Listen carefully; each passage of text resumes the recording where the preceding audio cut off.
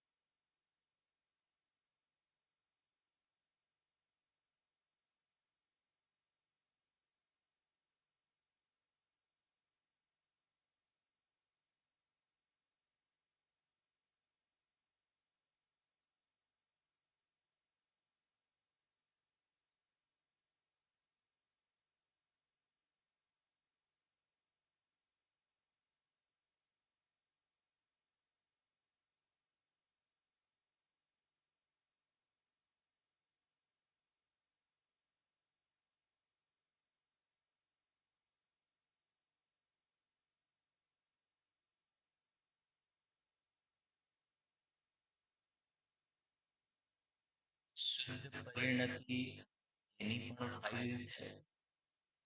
એક શુભ ભાવ એની ફાઇલ છે અને એક અશુભ ભાવ પણ એ ફાઇલ છે. મિરાજની વાત કરીએ તો અશુભની ફાઇલ એમને હિસાબથી કરી દીધો છે. ભગવાનની વાત કરીએ તો શુભ અને અશુભ એ ફાઇલો બધો ચોખ્ખી કરી દીધો છે. મિથ્યા દ્રષ્ટિ જીવ પાસે બે ફાઇલ છે. એની બે ફાઇલ છે, શુભ અને અશુભ. ગુરુદેવસિંહના શબ્દમાં 24 કલાકમાં 23 કલાક તો પાપ બાર. પેલી ઘોડા ફાઇલ કહેવાય છે ને, મોટી નથી કે બોક્સ ફાઇલ કહેવાય છે, મોટી. મિથ્યા દ્રષ્ટિ પાસે એ ઓફિસમાં બરાબર કામ ન કરો એટલે મેમો આપવામાં આવે. એટલે અજ્ઞાની જીવની એવી બહુ જ મોટી ફાઇલોના ટુકડા છે. ને સાદી પેલી ફાઇલ નથી ચાલતી, પેલી એટલે સ્ક્રીન ભરાવો ને આમ એવી નથી ચાલતી. શુદ્ધ પરિણતિ વાળી ફાઇલ તો હજુ લાવવાની બાકી છે હજુ. આ તો જે જિનેન્દ્ર ભગવાનના લઘુનંદન થયા છે, મોક્ષ માર્ગમાં જેમને પાપા પગલી માંડી છે, એવા સમ્યક દ્રષ્ટિ જીવો ફરીથી જ્યારે સ્વરૂપમાં ધ્યાન કરવાના ઉદ્યમી થાય છે, ત્યારે એની પરિણતિ કેવા પ્રકારની હોય છે, એના વિચારોમાં શું ચાલતું હોય છે, અને જે પ્રોસેસ બતાવી છે અહીંયા, તો લખ્યું છે અહીંયા 349 પેજ ઉપર કે હવે સ્વવિકલ્પ દ્વારા જ નિર્વિકલ્પ પરિણામ થવાનું વિધાન કરીએ છીએ. સમ્યક દ્રષ્ટિ માટે વાત છે. મિથ્યા દ્રષ્ટિને સમ્યક દ્રષ્ટિ થવા માટે પ્રક્રિયા તો આ જ છે કે આપણે એની પૂર્ણાહુતિ કરતી મિથ્યા દ્રષ્ટિને સમ્યક દ્રષ્ટિ થવા માટે પ્રક્રિયા તો આ જ છે. સમ્યક દ્રષ્ટિ જે આ પ્રક્રિયા કરે છે એ સમ્યક દર્શન માટે નથી કરતો. સમ્યક દ્રષ્ટિ આ પ્રક્રિયા કરે છે એ ચારિત્રના દોષ મટાડવા માટે પ્રક્રિયા કરે છે. બંનેમાં ફરક ખ્યાલ આવે છે ને? બંનેમાં ફરક છે. જેને હજુ શ્રદ્ધાનો દોષ નથી ટળ્યો એને આ સવિકલ્પથી નિર્વિકલ્પ થવાની પ્રક્રિયા કરે છે તો સમ્યક દર્શન પ્રગટ કરવા માટે કરે છે. સમ્યક દર્શન થઈ ગયા પછી જે છે એ પ્રક્રિયા કરે છે સમ્યક દર્શન માટે નહીં. શેના માટે? હા, ચારિત્રનો દોષ મટાડવા માટે. અને જ્યાં ચારિત્રનો દોષ મટ્યો તો તરત જ કેવળ જ્ઞાન પ્રગટ થઈ જાય છે. અને જ્યાં કેવળ જ્ઞાન પ્રગટ થયું પછી આ પ્રક્રિયાની પ્રોસેસની જરૂર પડતી નથી. આ ભાવ છે. બરાબર? જોઈએ, વાંચીએ, સાંભળજો. હવે સવિકલ્પ દ્વારા જ નિર્વિકલ્પ પરિણામ થવાનું વિધાન કહીએ છીએ. આ કથનની શૈલી છે. ખરેખર નિર્વિકલ્પ પરિણામ તો નિર્વિકલ્પ સ્વભાવના આશ્રય જ થાય છે. પણ એના પહેલા આ સવિકલ્પ દશા હોય છે તો નિમિત્તની મુખ્યતાથી એમ કહેવાય છે કે સવિકલ્પથી નિર્વિકલ્પ દશા. આજના સવારના જ વ્યાખ્યાનમાં ગુરુદેવશ્રીના પ્રવચનમાં પેલી વાત હતી. એક ભાઈને યાદ કર્યા હતા. હા, અને એમ કહ્યું હતું કે એ એમ કહે છે કે મોક્ષ માર્ગ પ્રકાશકમાં લખ્યું છે અરિહંતાદિકથી પ્રયોજનની સિદ્ધિ. એમાં જિનેન્દ્ર ભગવાનની ભક્તિ માટે જે વિશુદ્ધ પરિણામ થાય છે અને એ શુદ્ધ પરિણામનું સાધન છે એવું ત્યાં લખ્યું છે. બરાબર છે કે નહીં? એ જે ભગવાનની ભક્તિમાં વિશુદ્ધ પરિણામ થાય છે એ શુદ્ધ પરિણામનું સાધન છે એવું લખ્યું છે. તો પછી એનો અર્થ એવો થયો કે વિશુદ્ધ પરિણામથી શુદ્ધ પરિણામ થાય છે. આવો અર્થ કરે છે, પણ કહે છે કે એવો અર્થ ખરેખર છે નહીં. એ વ્યવહારના કથન છે. અને એના માટે ગુરુદેવશ્રીએ આ ઉપયોગમાં ઉપયોગવાળી ગાથાનો આધાર આપ્યો કે જો એ વિશુદ્ધ પરિણામ છે એ રાગ પરિણામ કહેવાય. વિશુદ્ધ પરિણામ છે જ્યાં ભક્તિના એ રાગરૂપ પરિણામ છે. અને રાગ અને આત્મા વચ્ચે આધાર આધેય સંબંધ છે નહીં. તો પછી એ પ્રશસ્ત રાગના આધારે આત્મા જણાય એ વાત ઉડી જાય છે. બંનેની સત્તા અલગ અલગ છે. આધાર આદેશ સંબંધ નથી. અને પેલું તો લખ્યું કે બંનેના પ્રદેશો પણ કેવા છે? બંનેના પ્રદેશો જુદા છે, સત્તા જુદી છે. માટે રાગના આધારે આત્મા જણાય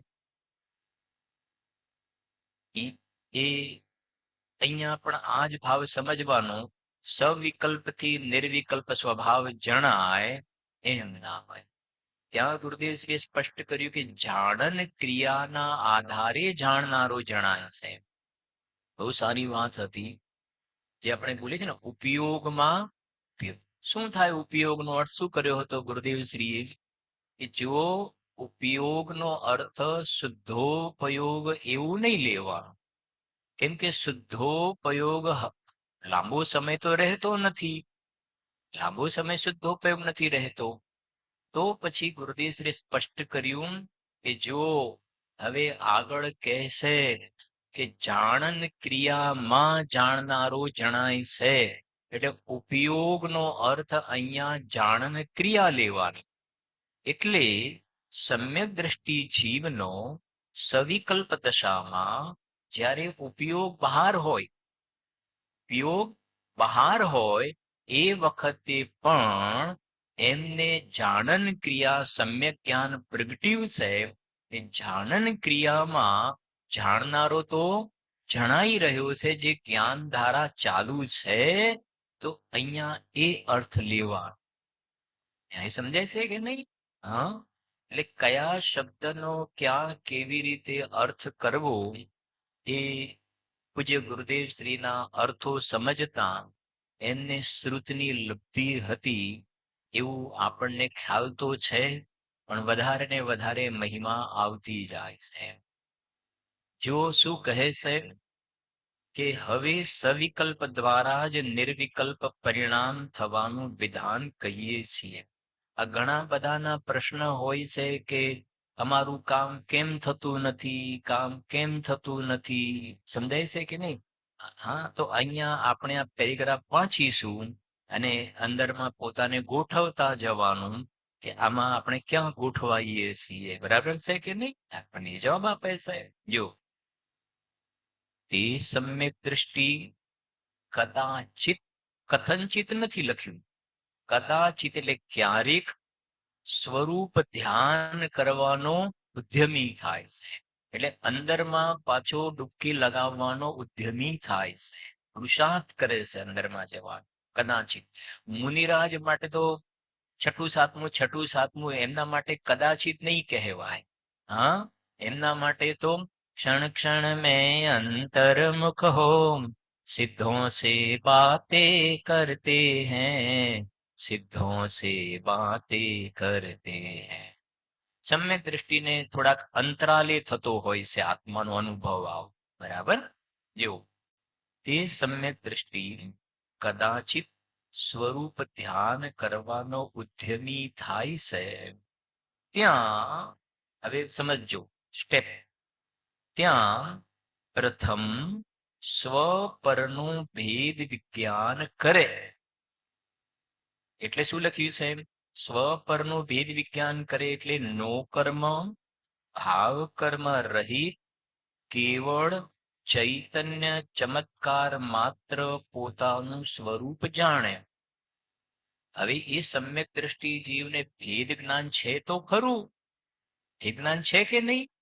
એ સમયસારમાં ભણ્યા ને કે ભેદ વિજ્ઞાન બે પ્રકારથી ભાવવાની વાત આવી.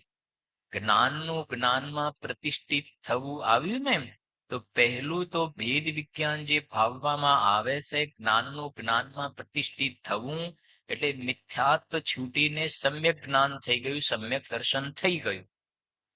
એ પહેલા પ્રકારે ભેદ વિજ્ઞાન કરીને જીવને સમ્યક દર્શન થયું.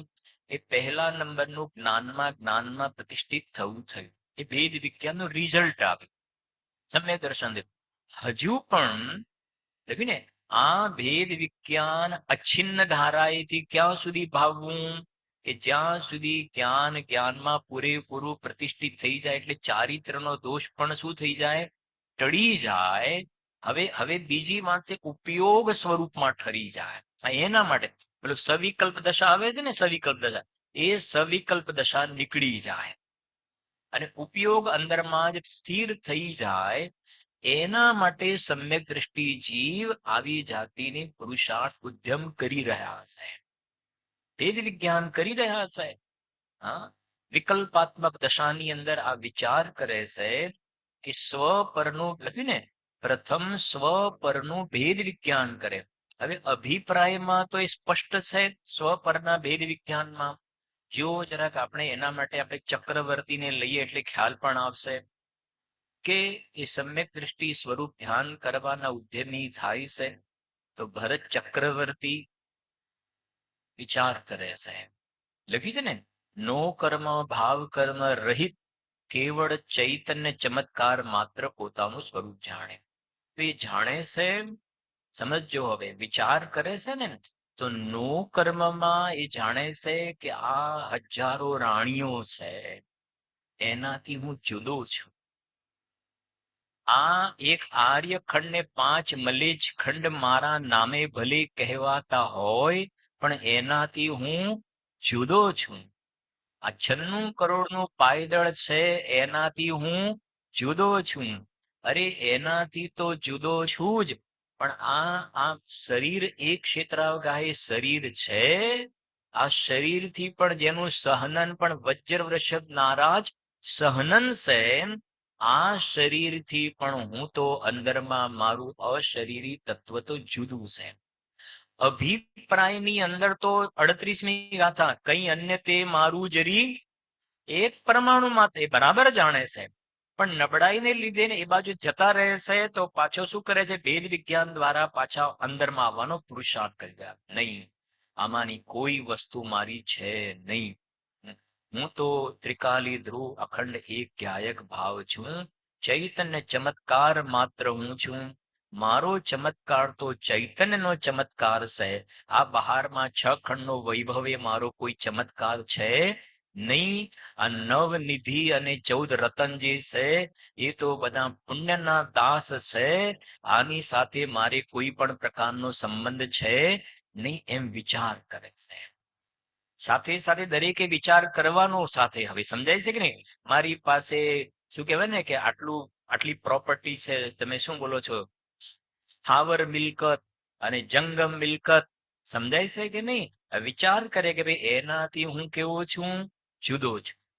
આ વાત કરી નો કર્મની. પછી અંદરમાં સમ્યક દ્રષ્ટિ વિચાર કરે છે કે આ તો વાત કરી નો કર્મની, પણ અંદરમાં 8 કર્મો છે જેને કારમાણ શરીર કહેવામાં આવે છે. આ શરીરથી તો હું જુદો છું, પણ અંદરમાં 8 કર્મોનું બનેલું કારમાણ શરીર જે દ્રવ્ય કર્મ કહેવાય, એ દ્રવ્ય કર્મથી હું તો ત્રિકાળ જુદો છું.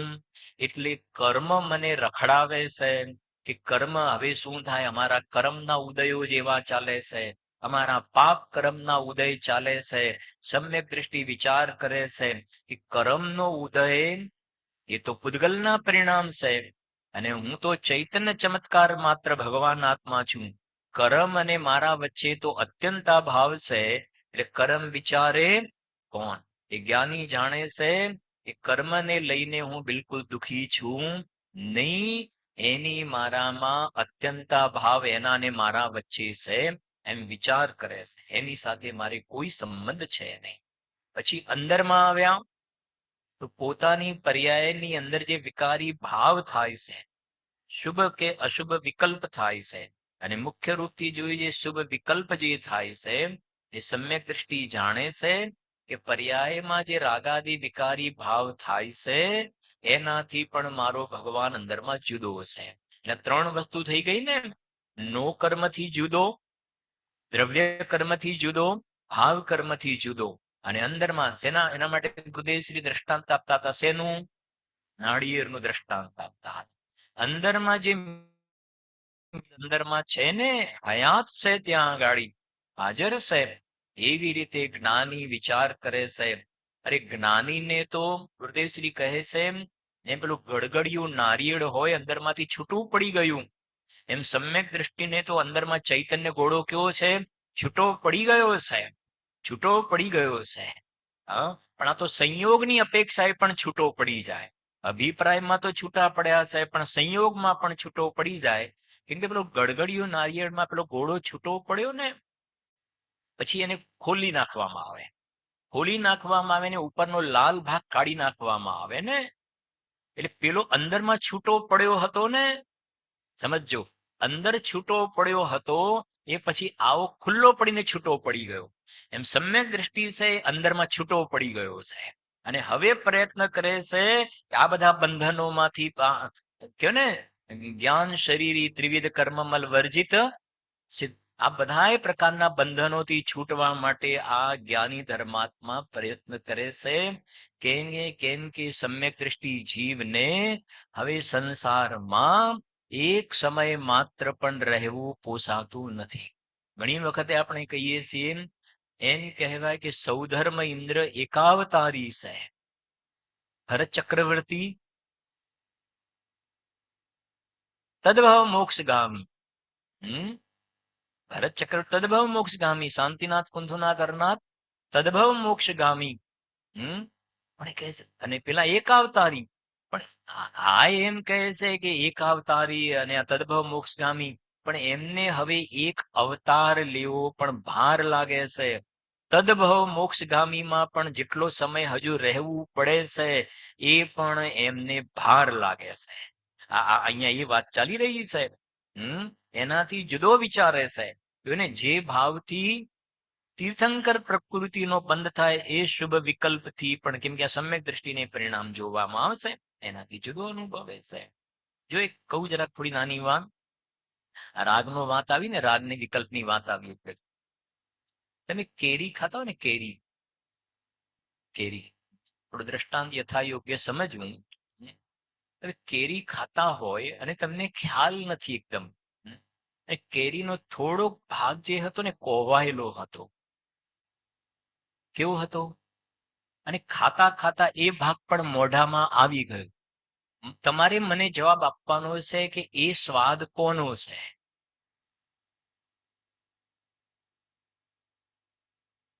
પેલા શરૂઆતમાં ખાતા હતા એ વખતે આમ કહેવાય ને ચટાકા બોલાવીને ખાતા હતા, એ સ્વાદ કોનો હતો? કેરી. અને પછી એકદમ મોઢું બગડી ગયું ને એ સ્વાદ શેનો છે? કેરી ખાવાની. તો ચાલુ જ છે, એ સ્વાદ કોનો છે? હા, સમજાય છે કે નહીં? હા, નવીનભાઈ, કોનો સ્વાદ છે? કેરીનો નથી, એ કેરીનો છે. હે, એમાં પર્યાયમાં રાગ થાય છે ને, વિકલ્પ થાય છે. રાગ. હા, એ જીવનો સ્વાદ છે કે જીવનો સ્વાદ નથી? બોલો. હા, હા, રાગ જે થાય છે પર્યાયમાં, એ જીવની બહાર થાય છે કે જીવની પર્યાયમાં થાય છે? ક્યાં થાય છે? પેલા નક્કી કરો. રાગ થાય છે ક્યાં થાય છે? જીવની પર્યાયમાં થાય છે કે બહાર થાય છે? જીવની પર્યાયમાં થાય. અચ્છા, જીવની પર્યાયમાં થાય છે તો જીવનો સ્વાદ કહેવાય કે ના કહેવાય? કહેવાય કે ના કહેવાય? હા, સમજાય છે કે નહીં? ચલિત રસ એવું ભણ્યા છો તમે? ચલિત રસ એવું કઈ આવે છે? ક્યાં આવે છે? ચરણાન યોગના ગ્રંથોમાં આવે છે ને, 22 પ્રકારના ભક્ષની અંદર. ચલિત રસ એટલે શું? રસ શું થઈ ગયો હોય? બદલાઈ ગયો. ચલિત. આ રાગ જે છે ને ચલિત રસ છે. સમજાય છે જીતુભાઈ? રાગ ચલિત રસ છે.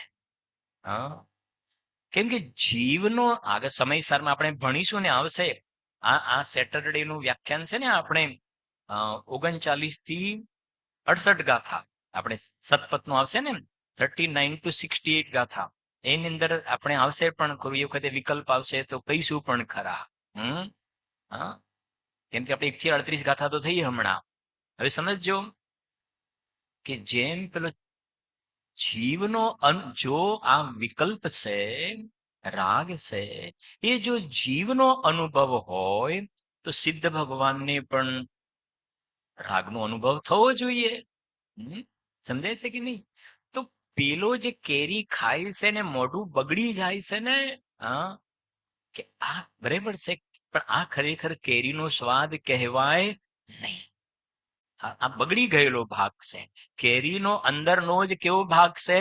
બગડેલો ભાગ છે. આ એમ સાધક દશાની અંદર, સાધક દશામાં જેટલા અંશમાં રાગાદી ભાવ છે, સમ્યક દ્રષ્ટિ જીવને 3 ચોકડી કસાયનો વિકલ્પ રાગ છે, તો સમ્યક દ્રષ્ટિ જાણે છે કે આ આત્મા રૂપી કેરીનો બગડેલો ભાગ છે. આ બગડેલો ભાગ છે. સમજાય છે કે નહીં? અને તમને ખબર પડી કેરી ખાતા કે આટલો ભાગ બગડેલો છે. આમ તો લગભગ કોઈ સાઈડમાં જ મૂકી દે કેરી, પણ આ તો એક દ્રષ્ટાંત સમજવું કે આટલો ભાગ બગડેલો છે તો શું કરશે? કે બગડેલો ભાગ શું કરશે? કાઢી નાખશે. કેરીમાં જ 2 ભાગ પડી ગયા ને, આટલો બગડેલો છે ને આટલો સારો છે. એમ સાધક દશાની અંદર જેટલો વિકલ્પ વાળો ભાગ છે એટલો બગડેલો ભાગ છે. અને જેટલો આત્માના આશ્રય શુદ્ધતા પ્રગટી થઈ છે, એ જીવનો સ્વાદ છે, એ નિરાકુળ સ્વાદ છે, એ શાંત રસનો સ્વાદ છે, એ જીવનો સ્વાદ છે. પેલો વિકલ્પ જે આવે છે ને, હા, એ તો દુઃખરૂપ સ્વાદ છે. અને આત્માનો સ્વાદ ક્યારે દુઃખરૂપ સ્વાદ ન હોય. આત્માનો સ્વાદ આકુળતા રૂપ ન હોય. અને આ વિકલ્પ છે તો આશ્રવ તત્વ છે. અને સ્પષ્ટ લખ્યું, આશ્રવો જે છે એ સદાય આકુળતા સ્વરૂપે વેદાય છે.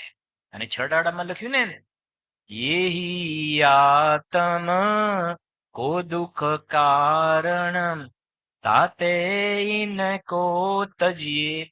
યેહી એટલે આગળ આશ્રવની વાત છે. મિથ્યાવિરત અરુકસાય પરમાર્થ એ લખ્યું ને ત્યાં, એ દુઃખનું કારણ છે.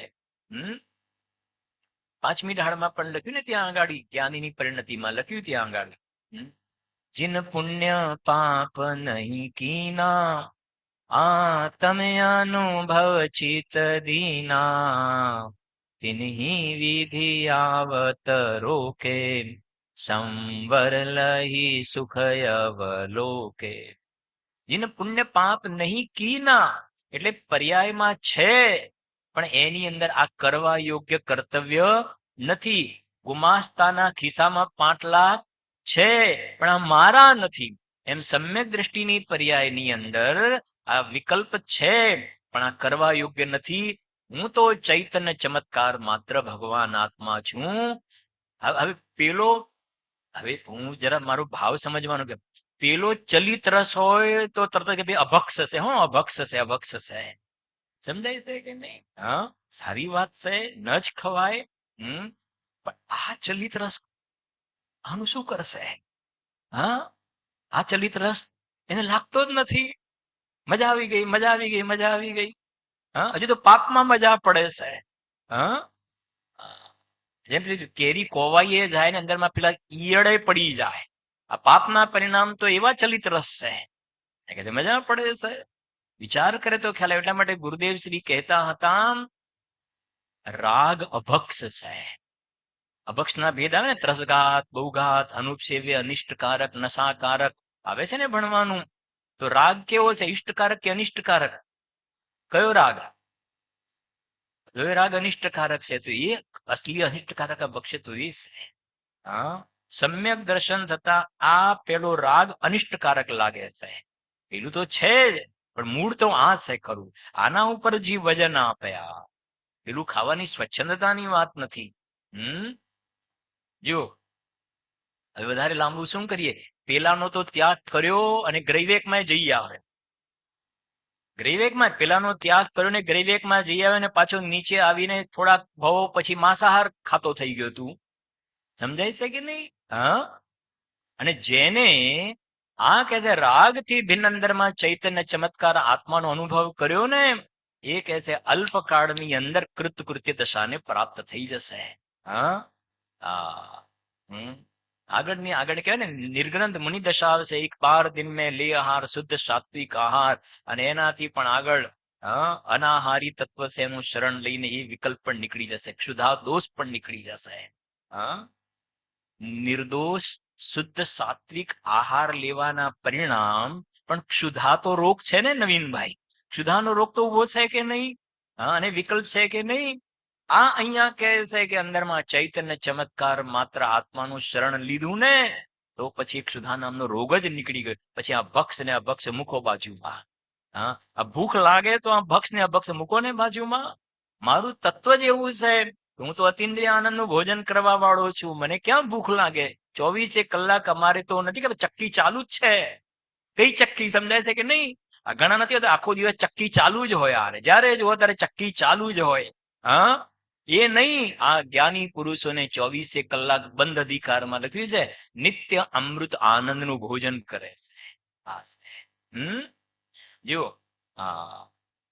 અને ભોજન કરતા જાય છે એટલે તગડા થતા જાય છે, પુષ્ટ થતા જાય છે, પર્યાયમાં પુષ્ટ થતા જાય છે અને કૃતકૃત્ય દશાને પ્રાપ્ત. શરીર સુકાતું જાય છે અને આત્મા પુષ્ટ થતો જાય છે. એમ થાય છે. સમજાય છે કે નહીં? જો તું શરીર પુષ્ટ કરવામાં લાગ્યો છે અને મરીને નરકમાં જાય, કશું ખાવાય ના મળે ત્યાં. તું ઊંધો ચાલી રહ્યો છે. આગળ સાંભળજો. તે સમ્યક દ્રષ્ટિ કદાચિત સ્વરૂપ ધ્યાન કરવાનો ઉદ્યમી થાય છે ત્યાં પ્રથમ સ્વપરનું ભેદ વિજ્ઞાન કરે. નો કર્મ ભાવ કર્મ રહિત કેવળ ચૈતન્ય ચમત્કાર માત્ર પોતાનું સ્વરૂપ જાણે. આ સ્વપરની પ્રક્રિયા ચાલે. પછી શું થયું? પછી પરનો વિચાર પણ છૂટી જાય. હવે એને આ નો કર્મ, પછી દ્રવ્ય કર્મ, પછી ભાવ કર્મ, એ તરફનો વિચાર પણ છૂટી ગયો. પહેલા તો વિચાર કરો આનાથી જુદો, આનાથી જુદો, આ નીકળી ગયું. હવે હવે આટલું જ બાકી રહ્યું, સ્વ બાકી રહ્યું. પર તરફ ચોકડી મારી દીધી. બરાબર? જો પરનો વિચાર પણ છૂટી જાય અને કેવલ સ્વ આત્મ વિચાર જ રહે. હજુ વિચારની કોટીમાં ઉભા છે. બરાબર છે કે નહીં? તો કે છે આત્માનો વિચાર ચાલુ છે, વિકલ્પ વાળી દશા ઉભી છે. હજુ સ્વાત્મ વિચાર જ રહે છે. ત્યાં નિજ સ્વરૂપમાં અનેક પ્રકારની અહમ બુદ્ધિ ધારે છે. પેલી જે કહેવાય ને પોતાની જે શક્તિ હતી ને, એ પેલો પરનો વિચાર કરવામાં જે લાગેલી હતી ને, એ શક્તિ ત્યાંથી રોકી અને એ શક્તિ આ બાજુ કામ કરવા લાગી. હવે સમજાય છે કે નહીં? બળ આ બાજુ કામ કરવા લાગ્યું. બધું એ પોતાના સ્વરૂપનો વિચાર કરે છે. નિજ સ્વરૂપમાં અનેક પ્રકારની અહમ બુદ્ધિ ધારે છે. શું લખ્યું છે બોલો છો સાથે? હું ચિદાનંદ છું, હું શુદ્ધ છું, હું સિદ્ધ છું ઇત્યાદિ વિચાર થતા સહજ જ આનંદ તરંગ ઉઠે છે, રોમાંચ ઉલ્લસિત થાય છે. હવે જો આ રોમાંચ ઉલ્લસિત થાય છે, આનંદ તરંગ ઉઠે છે, તો આત્માનો અનુભવ થયો કે ના થયો? સમ્ય દર્શન થયું કે ના થયું? કે ના હજુ નથી થયું? આ લખ્યું છે ને, આનંદ તરંગ ઉઠે છે, રોમાંચ ઉલ્લસિત થાય છે. પણ એ તો કહે છે કે અંદરમાં જવા માટેના જે ઉત્સાહ છે ને, એ સ્વભાવની તરફ નજીકમાં જવા માટેનો ઉલ્લાસ ઘણો વધી ગયો છે. ખૂબ ઉત્સાહ વધ્યો છે. એ જાતિના એના માટે લોકો આનંદ તરંગ ઉઠે છે. એ જાતિના આનંદ તરંગ ઉઠે છે. એમ સમજો પૂજ્ય ગુરુદેવ શ્રી એમ કે ભાઈ આજે અમારા ઘરે ગુરુદેવ શ્રી પધારવાના છે. હા, તો પધારવાના છે તો સવારથી શું થઈ જાય?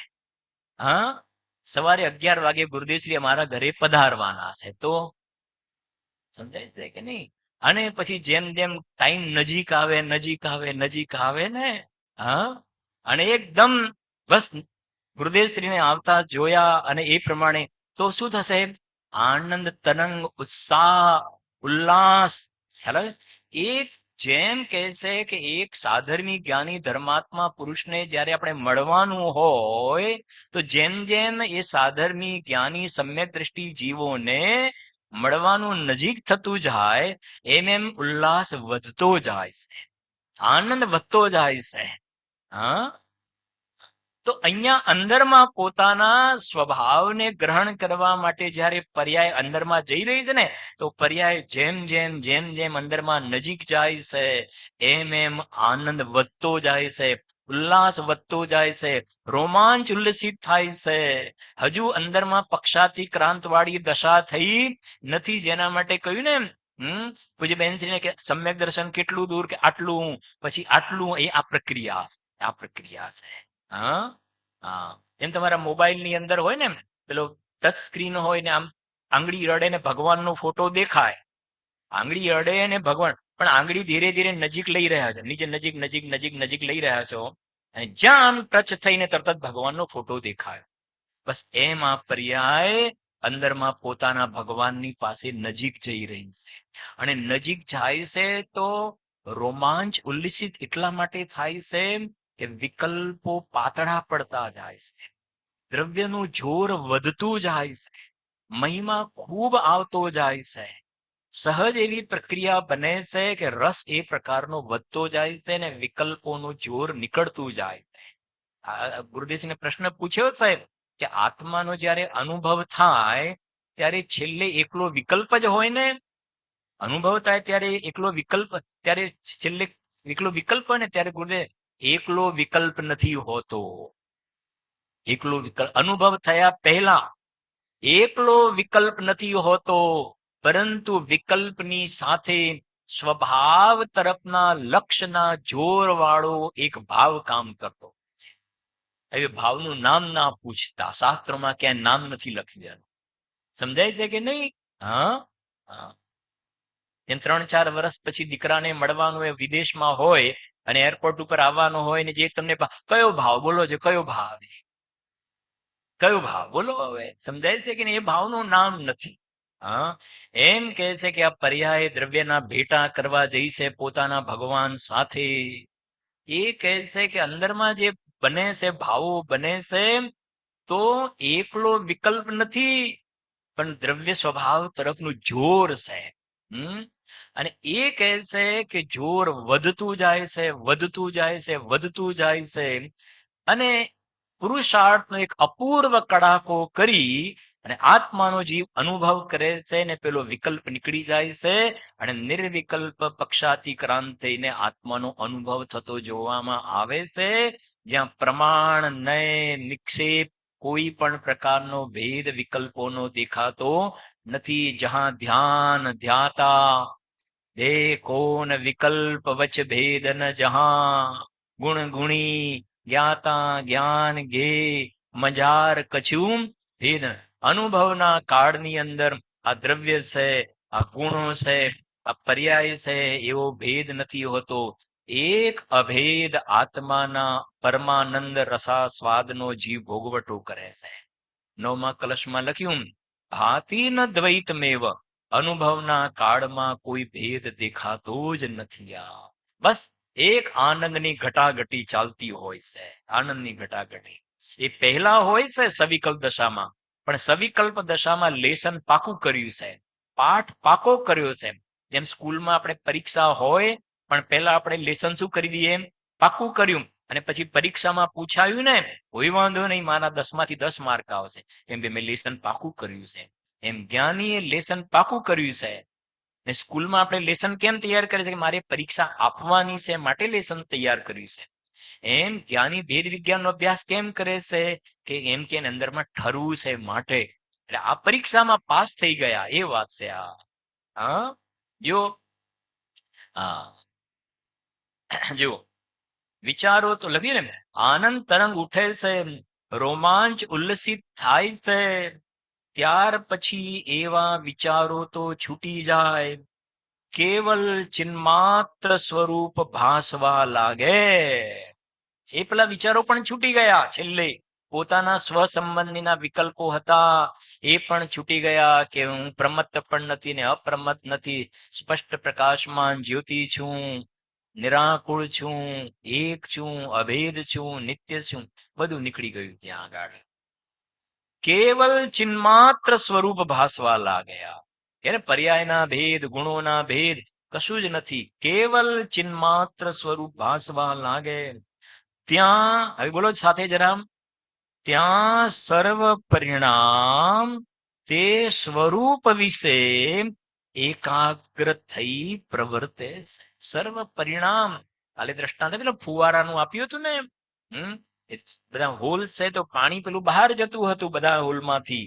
હવે કે છે આમ થઈ ગયું ને, આજ હમારો ઉપયોગ પલટ્યો. તો સર્વ પરિણામ શ્રદ્ધાની પર્યાય, જ્ઞાનની પર્યાય, ચારિત્રની પર્યાય, યોગની પર્યાય, વીર્યની પર્યાય, કર્તા, કર્મ, કરણ, સંપ્રદાન, અપાદાન, અધિકરણ, આ બધા ગુણોની પર્યાય છે એ સ્વની તરફ ઢળી જાય છે. હા એટલે લખ્યું ને, હવે જો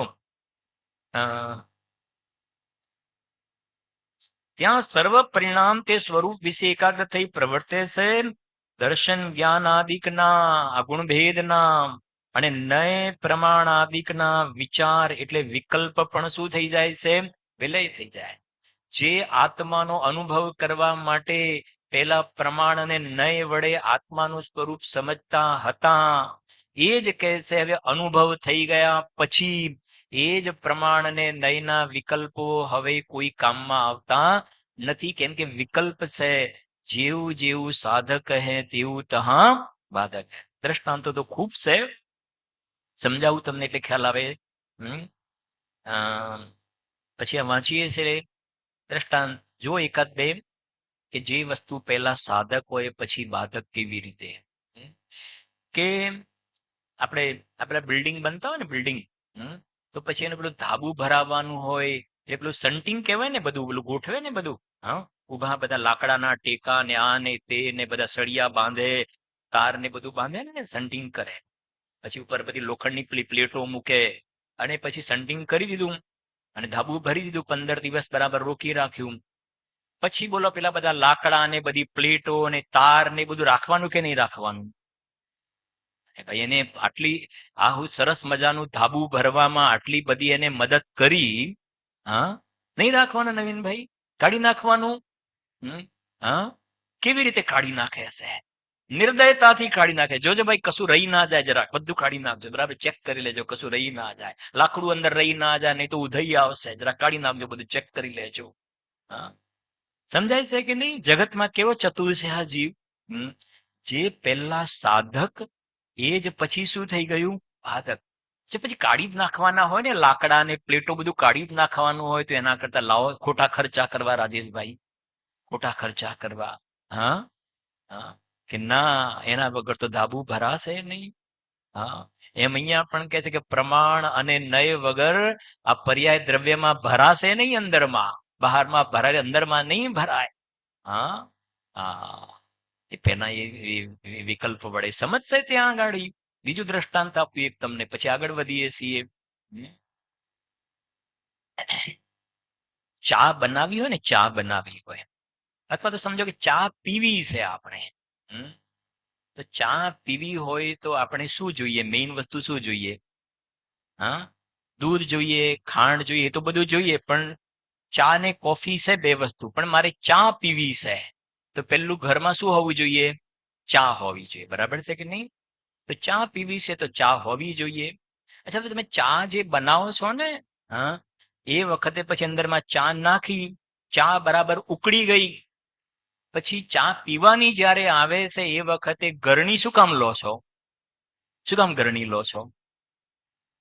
કોઈ ના લેતું હોય તો કેજો ગરણી જરાક. હા, શું કામ ગરણી લેવામાં આવે છે? કોને કાઢી નાખો છો તમે? ચાને કાઢી. અલા, હા, ચા આટલી મોંઘી, સમજાય છે કે નહીં? હા, હવે કે છે કે ચા કાઢી નાખવાની પાછી કે નહીં? હવે ચાનું કામ પતી ગયું. સમજાય છે કે નહીં? ચાનું કામ પૂરું થઈ ગયું. હવે ભૂલે ચૂકે એક પેલો ચાનો અંદરમાં આવો દાણો અંદરમાં ચા પીતા આવી જાય ને, એક દાણો આવી જાય તો કે ચા પીવાની મજા ના આવે, મજા ના આવે. હા, વાત સમજાય છે કે નહીં? ચા બનાવવા માટે ચા સાધક છે, પણ ચા પીવા માટે ચા શું છે? બાધક છે.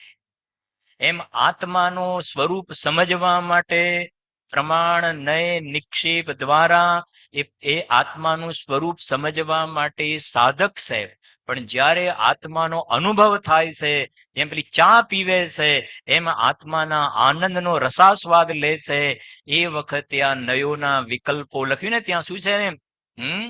હા, નયોની લક્ષ્મી ઉદય પામતી નથી, પ્રમાણ અસ્તને પ્રાપ્ત થાય છે, અને નિક્ષેપોનો સમૂહ ક્યાં ચાલ્યો જાય છે કાંઈ ખબર જ પડતી નથી, ભાતી ન દ્વૈત મેવ.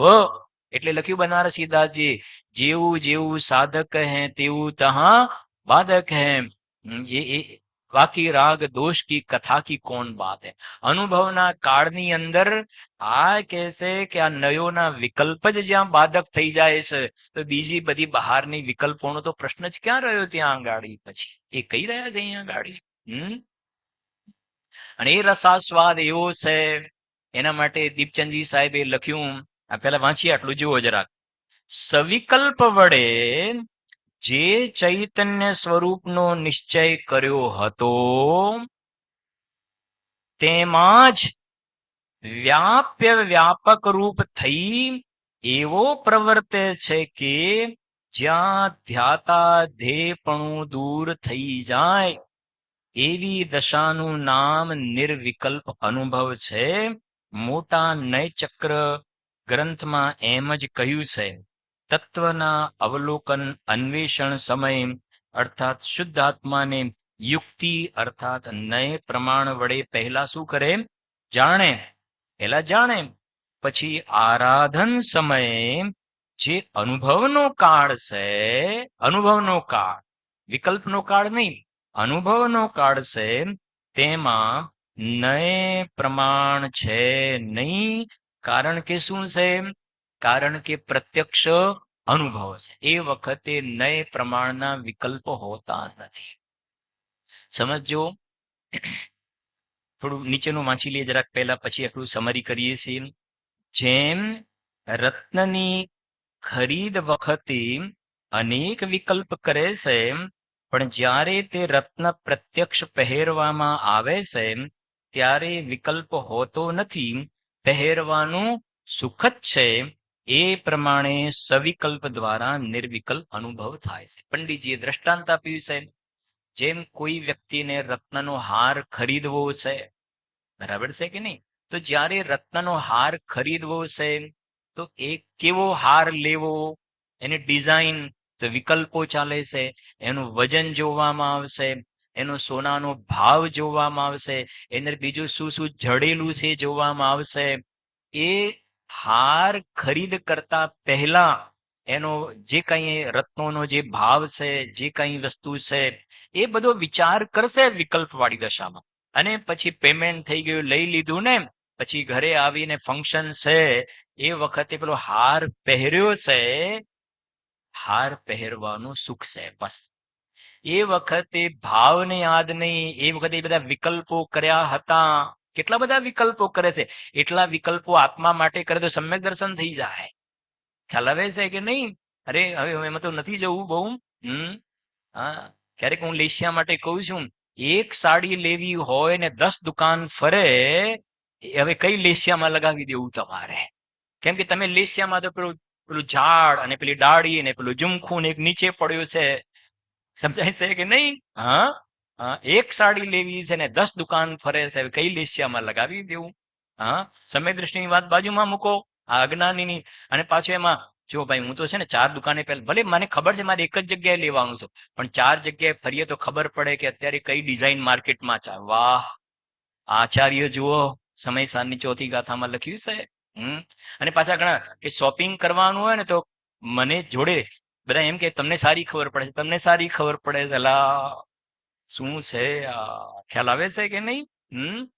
જો એ કહે છે કે એ પહેલા વિચાર કરે અને અનુભવના કાળની અંદર એ બધા વિકલ્પો સહજ વિલયને પ્રાપ્ત થઈ જાય છે. એ વિકલ્પો દૂર કરવા માટે કોઈ અલગથી પ્રયત્ન કરવાનો હોતો નથી. જો સાંભળજો, આગળની વાત જે શરૂઆત સ્વાધ્યાય કરતા મેં કહી હતી, એ પૂરી કરતા યાદ કરાવું છું તમને. આ જે આપણે આખી વાત વાંચીને એ મિથ્યા દ્રષ્ટિ સમ્યક દ્રષ્ટિ થયો એની વાત છે, એ સમ્યક દ્રષ્ટિ ફરીથી અંદરમાં ડૂબકી મારે એની વાત છે. આ કોની વાત કરીએ આપણે? સમ્યક દ્રષ્ટિ ફરીથી અંદરમાં નિર્વિકલ્પ ઉપયોગમાં જાય છે એની વાત. બરાબર? સાંભળજો, અજ્ઞાની જીવ છે એ આત્માનો અનુભવ કરવા માટે પેલા પ્રમાણ નય નિક્ષેપ દ્વારા સમજે છે, પછી પહોંચ્યો નહીં, પાછો પડી ગયો, પાછો ફરી એને પ્રયત્ન કર્યો, પાછો પહોંચ્યો નહીં, ફરી એને પ્રયત્ન કર્યો, અને 3-4 વાર પ્રયત્ન કરતા ચોથી વખતે એને સમ્યક દર્શનની પ્રાપ્તિ થઈ ગઈ. હવે એ જીવને સમ્યક દર્શન પ્રગટ કરવા માટે પ્રમાણ નય નિક્ષેપની જરૂર નથી. કોના માટે? શું પ્રાપ્ત કરવા? સમ્યક દર્શન પ્રાપ્ત કરવા માટે. પણ એ સમ્યક દ્રષ્ટિ જીવ હજુ પ્રમાણ નય નિક્ષેપનો પ્રયોગ ચાલુ રાખે છે. કેમ? કેમ ચાલુ રાખે છે? કયો દોષ મટાડવો છે એને? કયો દોષ મટાડવો છે? ચારિત્રનો દોષ. સ્વરૂપમાં નથી ઠરી શકતા. પાછા ઉપયોગ બહાર આવ્યો. ઉપયોગ બહાર આવ્યો તો પાછો અંદરમાં જવા માટે પ્રમાણ નય નિક્ષેપ દ્વારા વિચાર કે પાછા અંદરમાં ચાલ્યા છે. પાછા અંદરમાં ન રહેવાયું, પાછા બહાર આવ્યા. પાછા અંદરમાં ગયા, પાછા બહાર આવ્યા. અને એમ કરતા કરતા અંદરમાં ઠરવાનો ટાઈમ, અંદરમાં ઠરવાની ફ્રીક્વન્સી, ટાઈમ અંદરમાં રહેવાનો શું થતો ગયો? વધતો ગયો, વધતો ગયો. અને એમ કરતા કરતા કરતા જ્યાં 12મું ગુણસ્થાન આવી ગયું ને, એ સ્વરૂપની અંદર પૂરેપૂરા સ્થિર.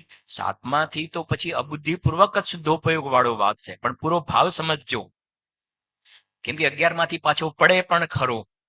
હવે અહીંયા એ વાત છે કે એ સ્વરૂપમાં એવી જાતિથી સ્થિર થઈ જાય છે, યથાખ્યાત ચારિત્ર પામ્યો ને પછી તરત 13મું ગુણસ્થાન આવી ગયું. હવે એને પ્રમાણ નય નિક્ષેપની જરૂર પડતી નથી. આ વાત આપણે ખોલાવતા નથી. સમયસાર પરમાગમમાં 13 નંબરની ગાથા પછી 8 નંબરનો શ્લોક પછી જે ટીકા આવી એમાં ભાવાર્થની અંદર જયચંદજી સાહેબે આ વાત કરી છે. પ્રથમ અવસ્થા આ અહીંયા અલગ છે. પ્રથમ અવસ્થામાં પ્રમાણ નય એટલે પ્રથમ અવસ્થા એટલે સમ્યક દર્શન પ્રાપ્ત કરવા માટે. અને લખ્યું છે શ્રદ્ધા થઈ ગઈ, સમ્યક શ્રદ્ધા થઈ ગઈ, પછી હવે સમ્યક દર્શન માટે પ્રમાણ નયની જરૂર નથી. હવે પ્રમાણ નયનો પ્રયોગ કરે છે કેવળ જ્ઞાન પ્રગટ કરવા માટે. અને જ્યાં કેવળ જ્ઞાન પ્રગટ થઈ ગયું ને, પછી બીજી અવસ્થા માટે જરૂર હતી એટલે હવે એની જરૂર નથી. પછી લખીશ એક વાત, ત્રીજી અવસ્થા સાક્ષાત સિદ્ધ અવસ્થા છે, ત્યાં પણ પ્રમાણ નહીંની જરૂર પડતી નથી. એટલે બીજી અને ત્રીજી, રાજેશભાઈ, બીજીમાં શું? કેવળ જ્ઞાન. ત્રીજીમાં એ બંનેમાં પ્રમાણ નહીંની જરૂર પડતી નથી. પહેલા જે શરૂઆતમાં સમ્યક દર્શન પ્રગટ કરવા માટે થઈ ગયું, પછી સમ્યક દર્શન માટે જરૂર નથી, ચારિત્રનો દોષ મટાડવા માટે, અને એ પણ થઈ ગયું, પછી બધા દોષ મટી ગયા, એટલે પછી આ સાધનની જરૂર રહેતી નથી. ઓહુ મેરી એસી દશા જૈસી તુમ ધારી રે, સર્વે જીવો આવી અરહંત અને સિદ્ધ દશાને પ્રાપ્ત થાય, એવી મંગલ કામના સાથે અત્યારની વાત પૂર્ણ કરીએ છે. પછી આના સાથે કનેક્ટેડ એક બીજી ટોપિક પંડિતજી કરી રહ્યા છે, એનો નેક્સ્ટ સ્વાધ્યાયમાં ચર્ચા કરીશું.